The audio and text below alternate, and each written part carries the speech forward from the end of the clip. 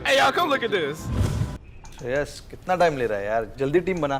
भाई cricket team होता तो मैं यूं ही बना लेता, बट फुटबॉल में कौन सा प्लेयर कितना अच्छा है मुझे क्या पता। यहाँ देख ले सारे प्लेयर की परफॉर्मेंस। वाह भाई, काश म्यूचुअल फंड्स में भी ऐसा होता, सारे फंड्स और उनके परफॉर्मेंस देखने मिल जाते। मैंने पहली बार किसी को देखा है फीफा खेलते हुए जो ये सोच रहा है कि काश म्यूचुअल फंड में इन्वेस्ट करना इतना आसान होता। व्हाट इज म्यूचुअल फंड, खरीदते कैसे हैं, बेचते कैसे हैं, बेस्ट प्लेटफॉर्म क्या है, दोस्त बहुत सारे क्वेश्चन हैं, बट ये आखिरी वीडियो है जब म्यूचुअल फंड्स देख रहे हो, इसके बाद you are clear with everything. This is your ultimate guide to mutual funds. अब विदाउट एनी फर्दर ड्यू शुरू करते हैं। Hi guys, my name is Harsh Goyla. I'm an investor trainer and mentor in stock markets. और आज मैं आपको बताऊंगा mutual fund की दुनिया क्या है। सच बता रहा हूँ, म्यूचुअल फंड की दुनिया इतनी कॉम्प्लिकेटेड हो चुकी है ना, यहाँ पे बड़े से बड़े फाइनेंशियल एडवाइजर्स भी आके उनके बाल सफ़ेद हो जाते हैं। कुछ ना कुछ नया ऐड हो जाता है, कुछ ना कुछ नया आता है, और ट्रस्ट मी ये आपका अल्टीमेट गाइड होने वाला है जहाँ पे ये सारे क्वेश्चंस मैं आपके लिए आंसर करूंगा। टाइम स्टैम्प्स मैं आपको साथ में दे दिए हैं, सो मैं ये रिकमेंड करूंगा पूरी वीडियो देखें, but if you want to jump to a time stamp आप कर सकते हो। ये ना आपका अल्टीमेट गाइड होने वाला है टू म्यूचुअल फंड्स, इसके बाद कोई डाउट नहीं रहेगा। अब सबसे पहले करते हैं व्हाट आर म्यूचुअल फंड्स। ठीक, अब दो तरीके की इन्वेस्टमेंट होती हैं। पहली है डायरेक्ट इन्वेस्टमेंट, जहां पे आप खुद इन्वेस्ट करते हो अपने पर्सनल डीमैट अकाउंट से, खरीदते हो और शेयर आपके पर्सनल डीमैट अकाउंट में आ जाते हैं। डन। सेकंड है म्यूचुअल फंड, आप किसी पैसे तो किसी फंड मैनेजर को, वो फंड मैनेजर आपके बिहाफ पे शेयर्स खरीदता है और आपके बिहाफ पे इन्वेस्टमेंट करता है। इसको और एक तरीके से समझ सकते हैं, सपोज आपको घर एक किराए के लिए ढूंढना है, you have to find a place for rent, right. तरीका नंबर 1 क्या है, आप खुद जाओ, लैंडलॉर्ड से बात करो, किराएदार से बात करो, अपना टैरिफ का रेंट पता करो वहां पे एंड नेगोशिएट विद लैंडलॉर्ड, और बेस्ट अपने लिए आपको मिल जाएगा और सस्ता भी पड़ेगा। सेकंड तरीका क्या है, आप जा रहे हो प्रॉपर्टी ब्रोकर के पास, क्योंकि ना आपके पास टाइम है ना आपके पास की नॉलेज है। प्रॉपर्टी ब्रोकर बोलोगे सर मेरे लिए प्रॉपर्टी ढूंढो, वो आपका वन स्टॉप शॉप है, बट अब कन्वीनियंस है, वो आपको महंगा भी पड़ेगा। सेम सिचुएशन डायरेक्ट इन्वेस्टमेंट क्या है, जब आप किराएदार का घर खुद ढूंढ रहे हो, when your personal expertise, you have that expertise yourself. Mutual fund क्या है, जब आपके पास टाइम नहीं है स्टॉक मार्केट्स के लिए और आपके पास नॉलेज नहीं है स्टॉक मार्केट्स के लिए, mutual funds is a great way to go. और यस ये थोड़े महंगे होते हैं, बट इस एक्सपेंस में आपको क्या क्या मिलता है, आपको मिलेगी पर्सनल एक्सपर्टीज, आपको मिलेगी convenience, you can invest small amounts, आपको बहुत पूरा शेयर खरीदने जरूरत नहीं, आप यूनिट्स खरीद सकते हो। उसके बाद आप डाइवर्सिफाई बहुत ज़्यादा कर सकते हो और ये आपको टैक्स में भी बहुत ज़्यादा हेल्प करता है। अब आते हैं what are the types of mutual funds. Remember मैं आपको बोला था ये बड़ा कॉम्प्लिकेटेड हो सकता है, अब आपको पता चलेगा मैं क्यों बोल रहा था।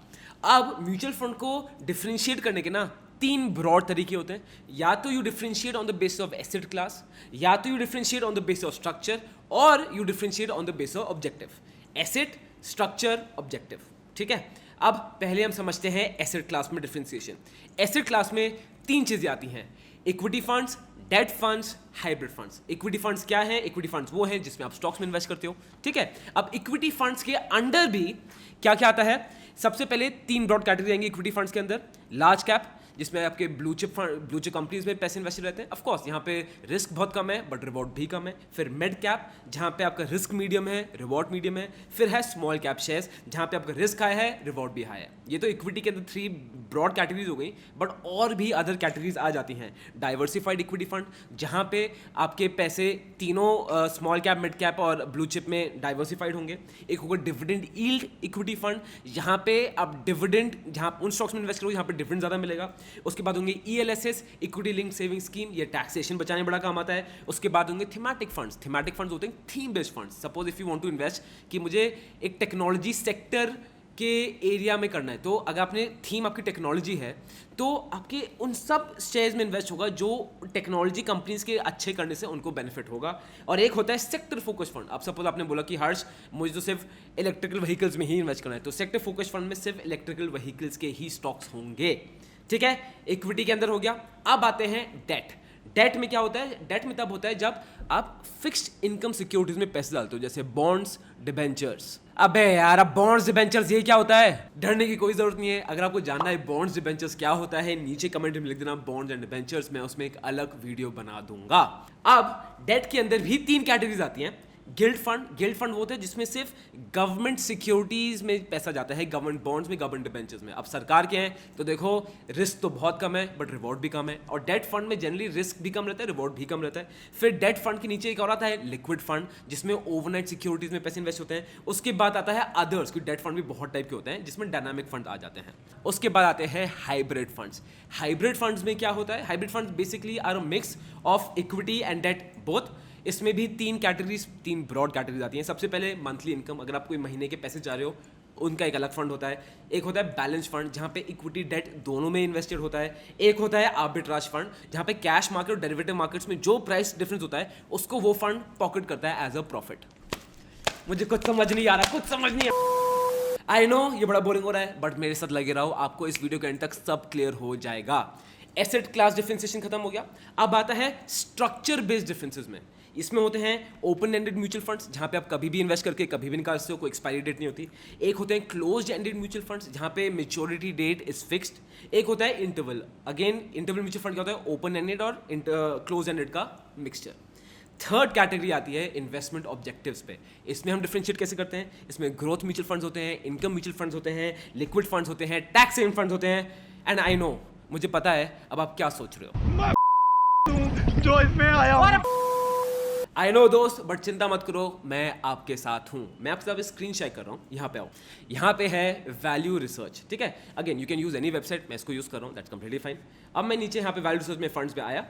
फंड्स में मैं नीचे जाऊँगा, अब आपको देख रहे हैं द टाइप्स ऑफ फंड्स भर के हैं। मैंने तो आपको ब्रॉड कैटेगरीज बताई थी, मैं इसलिए बताता हूँ, इतना कॉम्प्लिकेट हो जाता है क्योंकि पूरे टाइम कोई ना कोई नई कैटेगरी ऐड हो जाती है। अब जैसे इक्विटी में आप देखोगे large cap, mid cap, flexi cap, multi cap, mid cap, small cap, ELSS, ठीक है। सेक्टोरल फंड्स जो मैंने आपको बताया था, sectoral pharma, thematic funds, theme funds, ठीक है। अब इसमें डेट में देखो, डेट में आ जाएगा लिक्विड फंड्स, इसमें आ जाएगा ultra short duration, low duration, short duration, medium duration. फिर इसमें आ जाएगा credit risk, dynamic bond, overnight, सारे इसमें आ जाएंगे। नीचे गिल्ड फंड भी आ गया। हाइब्रिड में देखें, हाइब्रिड में आता है एसेट एलोकेशन, आर्बिट्राज फंड्स, ठीक है, cooperative hybrid funds, balance hybrid funds, aggressive hybrid funds. तो किसी वेबसाइट में हो सकता है उनकी वेबसाइट में डिफरेंट टाइप की कैटेगरीज हो, बट आपको अब समझ आता है कि ब्रॉड मतलब क्या है। इनकी डिटेल में जाने की कोशिश करेंगे तो एग्जैक्टली बता रहा हूँ, बाल सफेद हो जाएंगे। ब्रॉड कैटेगरी समझो और आगे बढ़ो। अब बात करते हैं to break down complex names और बेस्ट प्लेटफॉर्म कौन सा है। सबसे पहले चीज मैं जानता हूँ म्यूचुअल फंड के नाम बड़े ही ज्यादा कॉम्प्लेक्स लगते हैं, बट एक्चुअलिटी में ना म्यूचुअल फंड के नाम तो काफी इजी होते हैं। किसी भी म्यूचुअल फंड में आपको 4 चीज दिखेंगी उसके नाम में। सबसे पहला दिखेगा AMC नेम, किस एसेट मैनेजमेंट कंपनी का म्यूचुअल फंड है उसका नाम होगा। सेकंड आपको दिखेगा फंड फोकस, उस स्पेसिफिक म्यूचुअल फंड का फोकस किधर है, वो इक्विटी है, डेट है, हाइब्रिड है, स्मॉल कैप है, लार्ज कैप है। उसके बाद आपको दिखेगा कि वो डायरेक्ट है या रेगुलर है। डायरेक्ट प्लान, रेगुलर प्लान क्या होता है? अगर आप डायरेक्टली AMC से लेते हो ना तो आपको वो म्यूचुअल फंड सस्ता पड़ता है। खर्चे क्या होते हैं वो आपको इस वीडियो में बाद में पता चलेगा, बट वो आपको सस्ता पड़ता है डायरेक्ट लेने में। रेगुलर लेने में प्लान थोड़ा महंगा पड़ता है, तो हमेशा मुझे पता है आप समझदार हो, आप डायरेक्ट ही लोगे और मैं आपको डायरेक्ट ही प्लेटफॉर्म्स भी बताऊंगा। और फोर्थ जो पार्ट होता है वो है ग्रोथ या इनकम। जो ग्रोथ म्यूचुअल फंड्स होते हैं उनका मतलब क्या है कि वो एक्सटेंसिव ग्रोथ चाह रहे हैं, वो जो भी प्रॉफिट होगा वो री इन्वेस्ट करते रहेंगे म्यूचुअल फंड में, सो दैट हमें कंपाउंडेड रिटर्न्स मिले। और दूसरा क्या होता है ग्रोथ या इनकम। इनकम क्या है? जो आपको डिविडेंड चाहिए या आपको मंथली इनकम चाहिए, तो उसका वो लिख जाएगा ग्रोथ या इनकम, ठीक है। So again AMC name, fund focus, direct या रेगुलर, ग्रोथ या इनकम। अब मैं 2-3 म्यूचुअल फंड के नाम एग्जांपल्स ले रहा हूं और आपके सामने ब्रेक डाउन करूंगा, सो दैट आपको दोस्त कभी इसके बाद कंफ्यूजन ना हो। तो पहला एग्जांपल लेता हूं मैं, SBI small cap direct growth. State bank of India, SBI, AMC name. Small cap fund क्या है? फंड फोकस, डायरेक्ट और रेगुलर, उसमें दिखा ही डायरेक्ट है। ग्रोथ, ये है ग्रोथ, इनकम और ग्रोथ में होता है 4 पार्ट्स, सब टिक हो गए। उसके बाद एक और एग्जांपल लेता हूं, Nippon India pharma fund direct growth. आपने सुनने में लगता है कि भाई क्या है, बट इसको ब्रेक डाउन कर दो। निप्पॉन इंडिया AMC नेम हो गया, फार्मा फंड, फंड का फोकस हो गया, ये सिर्फ फार्मा सेक्टर्स में कर रहा है तो सेक्टोरल फंड में भी आ सकता है, ठीक है। डायरेक्ट हो गया और ग्रोथ हो गया, डन। इसके बाद Templeton India equity income fund. Templeton India AMC name, equity क्या हो गया? फोकस हो गया, और ये क्या है? Income fund. अब इसमें ग्रोथ और डायरेक्ट मेंशन नहीं है। बहुत बार ऐसा आपको मिलेगा कि या तो उन जो 4 मैंने आपको चीज़ें बताई उनका ऑर्डर इंटरचेंज होगा या उनमें से एक चीज़ नहीं होगी, बट उससे फर्क नहीं पड़ता, बेसिकली ये 4 चीज़ें ही होंगी। अब जैसे इस एग्जांपल में भी आप देखोगे, नेक्स्ट एग्जांपल है ICICI prudential dividend yield equity fund, ICICI pro, AMC name हो गया, डिविडेंड यील्ड जो डिविडेंड बाद में आता है, ग्रोथ और इनकम का वो पहले आ गया है, और फंड फोकस वो बाद में चला गया है. तो दैट्स कंप्लीटली फाइन. बट आप समझ रहे हो इसमें भी डायरेक्ट रेगुलर नहीं दे रखा है, but that is completely fine. तो अब आपने समझ लिया नेम्स को ब्रेक डाउन कैसे करना है. तो इसके बाद अगर किसी ने मुझसे कमेंट सेक्शन में पूछा कि हर्ष मेरे पास मेरा एक म्यूचुअल फंड है, मैं क्या करूं,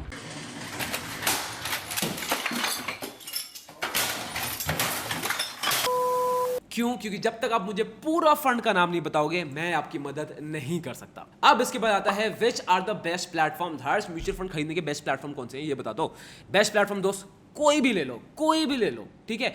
अब मैं अभी वैल्यू रिसर्च यूज कर रहा हूँ रिसर्च के लिए. आप मनी कंट्रोल भी यूज कर सकते हो, दैट इज ऑल्सो फाइन. आप गूगल फाइनेंस भी यूज कर सकते हो, वो भी अच्छा है. खरीदने के लिए क्या क्या प्लेटफॉर्म बच्चे हैं? Zerodha coin is good, grow platform is good, IND money is good, Upstox is good. ये सब डायरेक्ट प्लान देते हैं, किसी से भी खरीद लो. प्लेटफॉर्म चूज करने में अपना टाइम वेस्ट मत करना, all of them are equally good.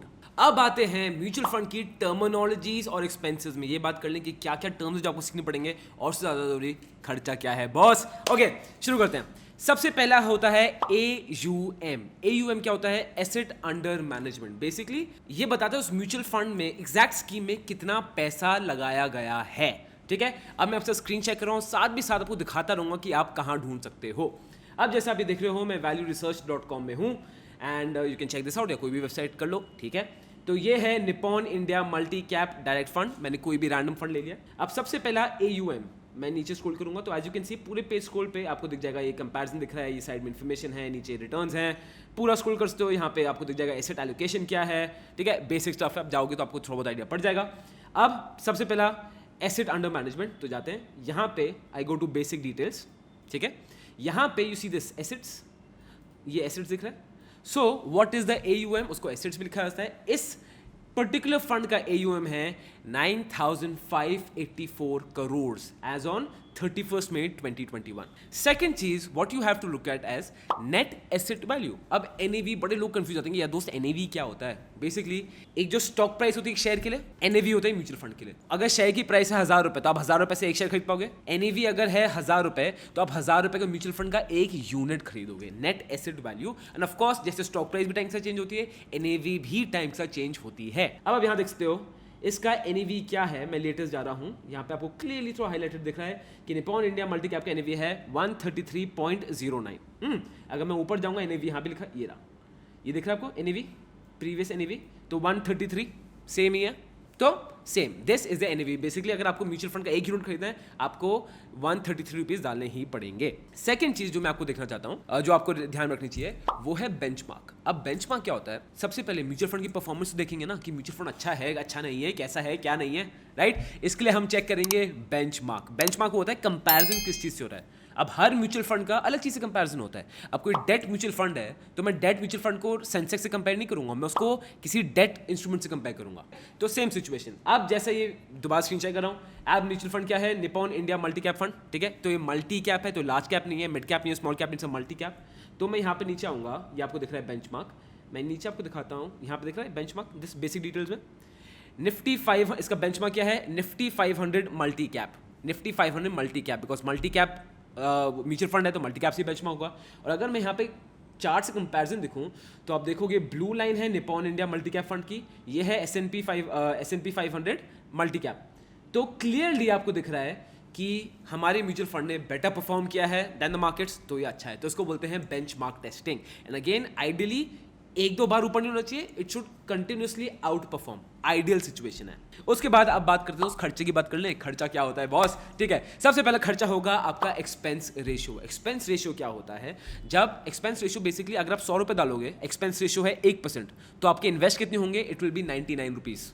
हर साल 1% काटेगा. एक्सपेंस रेशियो जनरली 0.5 to 2% के बीच में होते हैं अगर आप डायरेक्ट लोगे. एक्सपेंस रेशियो में क्या क्या आएगा? आपका ट्रांजैक्शन कॉस्ट, आपका operational expenses, marketing, distribution, management cost, advisory cost, ये सब एक्सपेंस रेशियो में आ जाती है, जो एडवाइजरी फी के तौर में आप ले सकते हो. अब as you can see here, अब हर का एक्सपेंस रेशियो डिफरेंट होता है. मैं दोबारा यहाँ पे आ गया हूँ. अब यहाँ पे मैं देखूंगा एक्सपेंस रेशियो. इसका एक्सपेंस रेशियो क्या है? 1.26. आपको दिख रहा है क्या है? 1.26. तो क्या एक्सपेंस रेशियो ज़्यादा है? हाँ थोड़ा ज़्यादा है, बट एक्सपेंस रेशियो से सेकेंडरी है, ठीक है. मेन चीज़ है कि फंड अच्छा होना चाहिए, और फंड अच्छा होगा तो एक्सपेंस रेशियो हाई ही रहेगा. इसके बाद आता है एग्जिट लोड. अब एग्जिट लोड क्या होता है? किसी भी म्यूचुअल फंड में अगर आप जनरली 1 साल से पैसे निकाल लोगे तो एग्जिट लोड होता है, जहाँ पे आपका जनरली 1-1.5% चार्ज हो सकता है। कुछ म्यूचुअल फंड में एग्जिट होता ही नहीं है, कुछ म्यूचुअल फंड में एग्जिट बहुत ज़्यादा होता है, तो डिफरेंट टर्म्स एंड कंडीशन होती है। बट जनरली ये होता है दैट 1 साल के पहले आपने निकाला तो आपको एग्जिट लोड का चार्ज लगेगा। अब यहाँ पे एक बार एग्जिट लोड चार्ज देखें, ठीक है, दोबारा स्क्रीन चेक कर रहा हूँ मैं, थोड़ा स्क्रॉल डाउन कर रहा हूँ, स्क्रॉल डाउन, ये रहा फंड आपको दिख रहा है, exit load change in schemes Nippon, मैं इस पर क्लिक कर देता हूँ।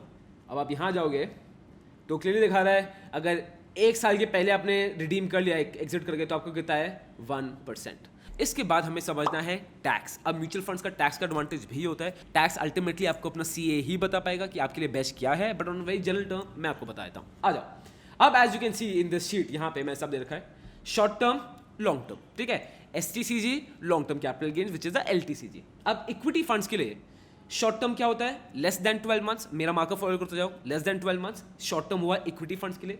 इसमें आपको लगता है 15% plus cess plus surcharge, cess और सरचार्ज बड़ा मिनिमम होता है, उसको हटा दो, सिर्फ 15% में फोकस करते हैं और उसमें कोई लिमिट नहीं है, देयर इज नो लिमिट कितने अमाउंट पे इतना लगेगा, आपको 15% लगेगा ही लगेगा अगर आपने 1 साल के पहले बेचा तो। अब long term capital gains 10% plus cess plus surcharge, ठीक है, 1 लाख तक कोई चार्ज नहीं है, टैक्स एग्जेम्प्ट है। अगेन जो भी मैं आपको बता रहा हूँ ये एज ऑफ नाउ है, जब मैं रिकॉर्ड कर रहा हूँ, होता है when you are watching this video tax norms have been change, ठीक है। सो ये दिख रहा है मोर देन 12 मंथ्स। अब डेट फंड में आते हैं, डेट फंड में क्या है, शॉर्ट टर्म में, और सबसे पहली बात डेट फंड्स का शॉर्ट टर्म डिफरेंट है, डेट फंड्स का शॉर्ट टर्म है 36 बिलो 36 मंथ्स और लॉन्ग टर्म है मोर देन 36 मंथ्स। तो शॉर्ट टर्म लॉन्ग टर्म की डेफिनेशन भी काफ़ी इंस्ट्रूमेंट्स के लिए डिफरेंट होती है।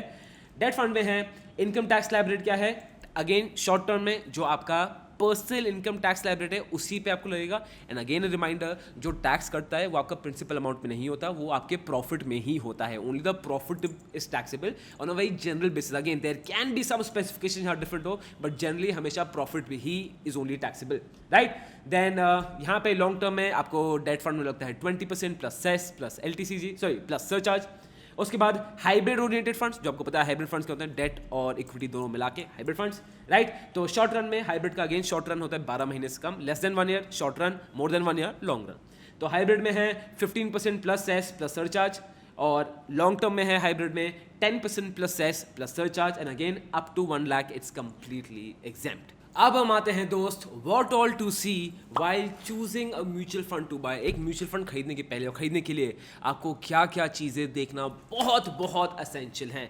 सबसे पहला, जब भी आपको ये म्यूचुअल फंड है तो लॉन्ग टर्म इन्वेस्टमेंट ही है, आप कर रहे हो तो आपकी 2 चीज़ें बड़ी क्लियर होनी चाहिए, आपका गोल एंड आपका रिस्क। गोल क्या है, रिस्क एपेटाइट क्या है। अब अगर आपने अपने बच्चों के एजुकेशन के लिए पैसा डाल रखा है तो उसमें रिस्क लोगे, नहीं लोगे।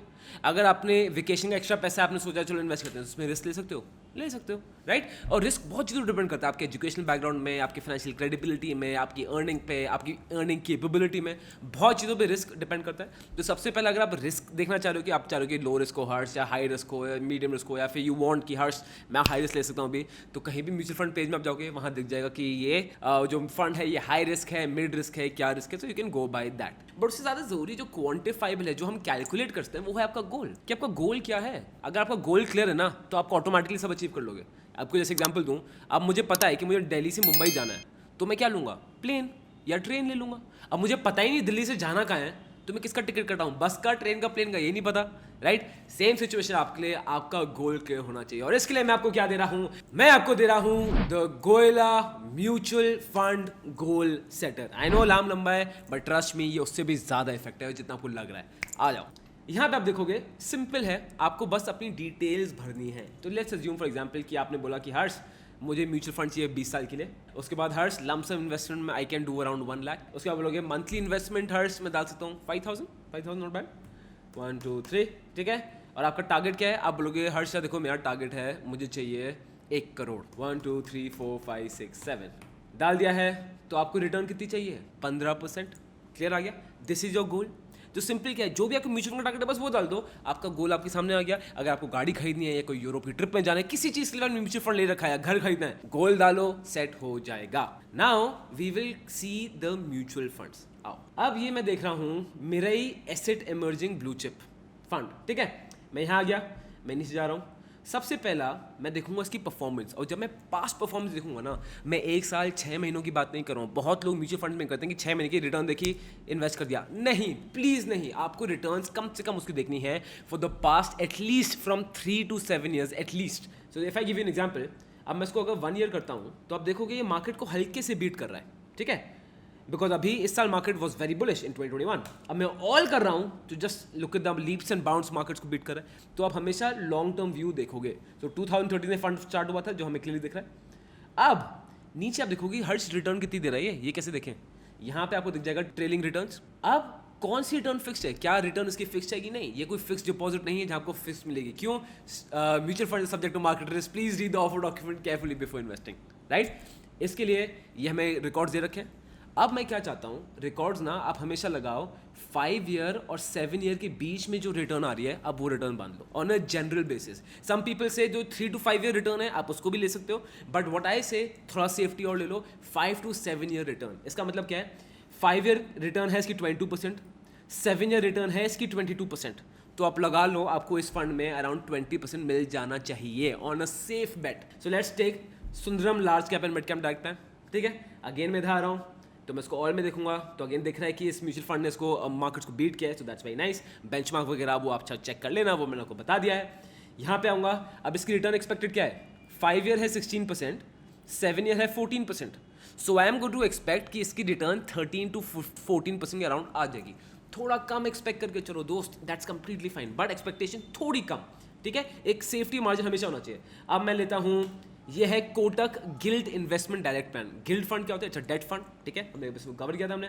अब मैं नीचे आ रहा हूँ, अब देख रहा हूँ इसको ऑयल कर रहा हूँ तो आपको देख रहा है कि आसपास ही है, एंड डेट तो देखो सिक्योर्ड एसेट होता है, ठीक है। अब मैं इसकी रिटर्न्स देख रहा हूँ, इसकी रिटर्न्स है 9 और 9.87, 5 ईयर और 7 रिटर्न आपको दिख रही है। तो आप लगा लो कि आपको 8.5% रिटर्न इससे मिल जाएगी, सिंपल। अब बात करते हैं दूसरी चीजों की, आपको दूसरी चीजें क्या क्या ध्यान रखनी चाहिए while choosing a mutual fund. सबसे पहले आता है AMC, does the company of that mutual fund matter. बहुत लोग बोलते हैं does, but according to me ना इट रियली डजंट। जैसे स्टॉक मार्केट पे सेबी है ना, वैसे म्यूचुअल फंड्स पे आता है IRDA, that's the regulatory body. कल को कोई एएमसी बैंकरप्ट हो जाती है तो वो एएमसी किसी और के पास जाएगा तो आप डेंजर में नहीं होगे। So IRDA is there, so nothing to worry. उसके बाद the points you need to remember कि पास्ट परफॉर्मेंस आप हमेशा 5 ईयर्स कंपेयर करना विद द बेंचमार्क, ठीक है। जो बेंचमार्क मैंने आपको दिखाई ग्राफ में 5 ईयर्स होनी चाहिए at least. Second, always remember to buy a direct fund, never buy a regular fund. जो मैंने आपको प्लेटफॉर्म बताया, Zerodha coin, IND money, Groww, Upstox, कोई ना कोई प्लेटफॉर्म आपको मिल जाएगा इंटरनेट में जो डायरेक्ट दे रहा है। Always only by direct plan. Second, SIP या लमसम, हमेशा ना SIP is much better, much better. SIP की पावर बहुत ज़्यादा है कंपेयर टू लमसम। सो होता है फिर 30-35 लमसम करो, कोई दिक्कत नहीं दोस्त, but SIP is something that you should always do. इसके बाद जो फैक्चर आता है that Harsh what about expense ratio. Expense ratio उसका ज़्यादा है कम, ये तो अब तुमने बताया ही नहीं, क्योंकि इसके बारे में परवाह करता ही नहीं हूँ। क्यों मैं आपको बोल रहा हूँ, म्यूचुअल फंड मेरे हिसाब से ना आप शुरू कर रहे हो, आपको अल्टीमेट गोल है आप खुद इन्वेस्ट करोगे, तब तक अगर आप अच्छा फंड लोगे उसका एक्सपेंस रेशियो ज़्यादा होगा ही होगा, which is fine. Expense ratio के चक्कर में 2-3 सिक्कों बचाने चक्कर में अपने करोड़ों मत खो देना। मैं आपको बस ये बोल रहा हूँ कि बहुत लोग ये गलती करते हैं जो मुझे बिल्कुल भी अच्छा नहीं लगता। उसके बाद है AUM, ठीक है। आप बहुत लोग बोलते हैं कि हर्ष, जो again this is noted fact कि अगर किसी म्यूचुअल फंड का AUM, एसेट अंडर मैनेजमेंट, बहुत ज़्यादा बड़ा है, जो मैंने बताया एसेट्स, तो बड़ी दिक्कत की बात है। क्यों? इतना बड़ा है, इतने 10,000 करोड़ के सपोज फंड्स हैं, तो एक म्यूचुअल फंड मैनेजर के लिए डिफिकल्ट है to buy to sell, because it's a truck, और ट्रक को गाड़ी में रोड में घुमाना बहुत डिफिकल्ट हो जाता है। So again it should not be very small, it should not be very big, ideally it should be in the middle. अब बात करते हैं how many mutual funds should you have in your portfolio. आपके portfolio में कितने mutual fund होने चाहिए। अब बहुत होता है जब हमारे स्टूडेंट्स हमारे स्टॉक मार्केट कोर्स ज्वाइन करते हैं तो अगेन मेंटरशिप कॉल होती है जहाँ पे मैं उनसे कॉल में बैठता हूँ, तो वो मुझे दिखाते हैं कि हर्ष देखिए हमारी इन्वेस्टमेंट्स हैं। अब कुछ इन्वेस्टमेंट होती है जहाँ पे 30-30, 40-40 म्यूचुअल फंड है दोस्त। मतलब वो तो मैं जब पूछता हूँ क्यों लिया, तो 1-2 यूनिट्स आपके ले रखे हैं, उसने बोला उसने चिपका दिया म्यूचुअल फंड, उसने वहाँ गए उस दोस्त ने म्यूचुअल फंड चिपका दिया, उस बैंक में गए उन्होंने म्यूचुअल फंड चिपका दिए 2-3, ठीक है। आपको ये नहीं करना है। आपका ideal portfolio of a mutual fund should be of not more than 8, और 8 भी मैं ज़्यादा बोल रहा हूँ, but 8 is the ideal amount. 8 कैसे, 2 लार्ज कैप फंड होने चाहिए, 2 मिड कैप, 2 स्मॉल कैप और 2 डेट फंड। ये जो कॉम्बिनेशन है ना, इसमें आप ग्रोथ की तरफ भी रहते हो, रिस्क भी एवरेज रहता है, और आपको डेट से इनकम भी मिलती रहती है। Again this is the idealistic portfolio, but हो सकता है आपकी सिचुएशन थोड़ी डिफरेंट हो, तो गोयला सेटर, ट्रैक सेटर दिया था ना मैंने आपको, टारगेट सेटर, उसको चेक करो, उसके हिसाब से ही शुरू करना। But this is the ideal mutual fund portfolio, how it should look like. 8 से ज़्यादा एक भी फंड हुआ ना, अभी के अभी अपनी स्टॉक से बेच दो, वो रीवैल्यूड कर ही नहीं पाओगे। इसके बाद आता है when should you sell a mutual fund. अब देखो खरीदने की तो बात कर ली, खरीदने की तो बहुत लोग बात करते हैं। अब ये भी देंगे हर्ष म्यूचुअल फंड बेचे कब, बेचना भी जरूरी है। म्यूचुअल फंड बेचने पे अंडरस्टैंड दिस, हम ट्रेडिंग नहीं कर रहे हैं म्यूचुअल फंड्स में, हम क्या है long term investor. Because mutual fund में आप ट्रेडिंग करोगे, एक साल से कम बेचोगे, आपको एग्जिट लोड का चार्ज देना पड़ जाएगा which is around 1% generally. So this is very expensive. कब बेचना चाहिए? अब जैसे आपने 20 साल का टारगेट लिया, वो टारगेट अचीव हो गया, बेच दो, लंबा मत खींचो, बेच दो। प्लान था गाड़ी खरीदने का, गाड़ी खरीद के ही रहो। टारगेट अचीव हो गया, बेचो, enjoy the money. Second point है रीबैलेंसिंग और री इवैल्यूएटिंग। अभी दो बहुत डिफरेंट चीजें। री इवैल्यूएटिंग क्या है? आप उनको इवैल्यूएट करो। रीबैलेंस क्या है? खरीद के बेच रहे हो, रीबैलेंस करो। ये दोनों चीजें आपको करनी है, बट ये इनको समझना जरूरी है। सबसे पहला रीइवैल्यूएट। आई वुड वांट कि आप अपना mutual fund portfolio every 6 months re-evaluate करो। कैसे आपको याद रहेगा? गूगल मेल पे शेड्यूल कर दो या अपने फोन पे शेड्यूल कर दो। हर 6 महीने एक डेट फिक्स कर लो जहां पे आप अपने म्यूचुअल फंड्स की परफॉर्मेंस देखोगे। अब आता है रीबैलेंस। रीबैलेंस आप करोगे 1.5-2 साल बाद। अब सपोज बीच में आपका म्यूचुअल फंड अच्छा परफॉर्म नहीं कर रहा, आप बोलोगे, और मुझे बहुत स्टूडेंट्स आते हैं जो मुझे बोलते हैं हर्ष हमारा जो मार्केट है ना, ये हमारे म्यूचुअल फंड से आउट परफॉर्म कर रहा है, तो मैं म्यूचुअल फंड बेच देता हूँ ना, मैंने खरीदा क्यों इसको, बेकार है, बेच दो। नहीं, ये ठीक तरीका नहीं है। 1-1.5 साल ना किसी म्यूचुअल फंड के लिए छोटा, this is a short term for mutual fund. आप मानो नहीं मानो, ये शॉर्ट टर्म है म्यूचुअल फंड के लिए। तो आप जज नहीं कर सकते म्यूचुअल फंड को 2-3 महीने में, आपको 1.5-2 साल देना ही पड़ेगा। और अगर अंडर परफॉर्म कर रहा है ना, कोई नहीं, पास्ट परफॉर्मेंस आपने देख के लिया था ना, करने दो, बट 1.5-2 साल से पहले म्यूचुअल फंड को रीबैलेंस हमें नहीं करना है, बट रीवैल्यूएट हर 6 महीने में करना बहुत जरूरी है। अब आते हैं कंक्लूजन पे कि Harsh what is your final take on mutual funds. अपना म्यूचुअल फंड पोर्टफोलियो क्यों नहीं दिखाते? दोस्त, मैं म्यूचुअल फंड में इन्वेस्ट नहीं करता। क्यों नहीं करता? बिकॉज मैंने आपको पहले बताया, आई प्रेफर डायरेक्ट इन्वेस्टमेंट। क्यों? क्योंकि मेरे पास वो टाइम, स्किल और नॉलेज है, तो इसलिए मैं म्यूचुअल फंड में इन्वेस्ट नहीं करता। मैं उन्हीं म्यूचुअल फंड में करता हूँ, मैं ELS में इन्वेस्टमेंट कर लेता हूँ, क्योंकि मेरा 80C के अंदर टैक्स बच जाता है। तो as a tax advantage I use mutual funds, otherwise I do not. आपके लिए what do I recommend? If you looking for mutual funds, एक और चीज़ जो आपको मैं रिकमेंड करता हूँ देखने के लिए, स्मॉल केस भी काफ़ी इंटरेस्टिंग है। कुछ लोगों को कॉम्प्लिकेट लगता है, बट अगेन आपके दोस्त ने उसको बहुत आसानी से आपको समझा दिया है। उसका वीडियो का लिंक आपको इधर कहीं आई बटन में मिल जाएगा, इस वीडियो के बाद भी आप देख सकते हो। सेकंड चीज़ जो आपको ध्यान रखनी है, दैट आप जिंदगी में म्यूचुअल फंड में नहीं रहोगे, क्योंकि म्यूचुअल फंड में कंपाउंड देखो ना, 1% जो एक्सपेंस रेशियो कट रहा है, और वो मैं मानता हूँ अगर 1% है, बहुत महंगा है, बहुत महंगा है। What you need to do is you need to learn to invest on yourself, और मुश्किल बिल्कुल भी नहीं है, बिल्कुल भी नहीं है। इसी के लिए हमारा चैनल है, सब्सक्राइब करो, लाइक करो, आपको इन्फॉर्मेशन मिलती रहेगी। My name is Harsh Goyla, this Goyla school of finance, financially empowering you.